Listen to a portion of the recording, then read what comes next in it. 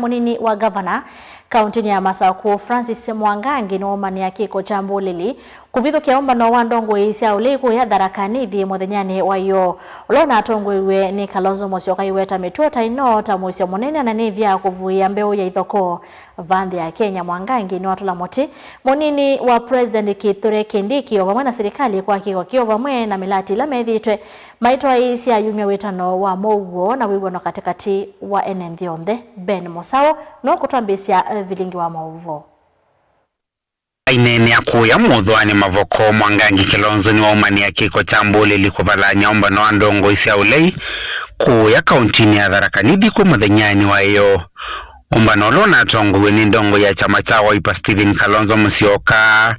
Mwangangi ikania metuota ino ni muisio munene kwanthi ni kwithanithia kuvuia mbeu ya ithoko va Kenya. Hapa Tharaka-Nithi nimeona watu wanaorganize vijana, nikaona vijana wametumwa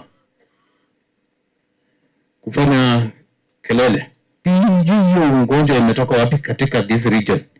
Even when you do not want somebody in front of you, wacha zeme yake na wacha ende, sidio? Lakini ile tuliona jana kule Tharaka-Nithi, I don't know why this government is so scared na everything.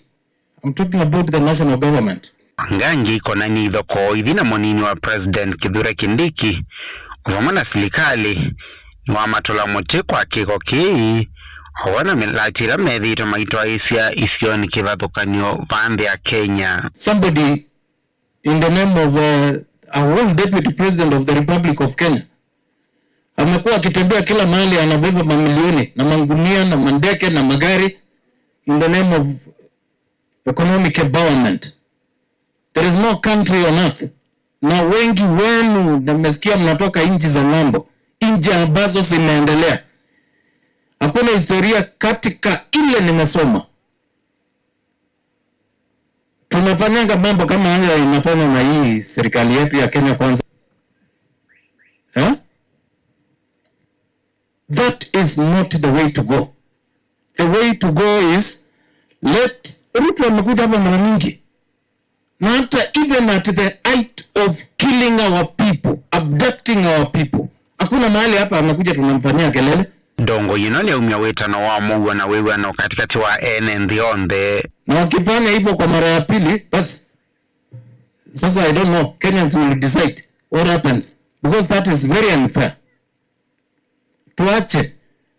What happens, suppose we wake up tomorrow and Kalonzo Musyoka is the president of the Republic of Kenya. Kindiki atahama Kenya hii. Tuachane na hiyo. Na Wakenya wote tukue kitu kimoja. We need to live with a lot of peace, harmony, respect to one another. Sio vitu kama hizo viongozi wanaenda mahali eneo fulani ya nchi inakuwa ni lazima vijana watumwe. Badala ya muwapeleke NYS, muwapeleke mahali pengine, mnataka kuwatumia vibaya. Vilingi wa Mavomu Tongo TV, Nyenita wa Ben Musao.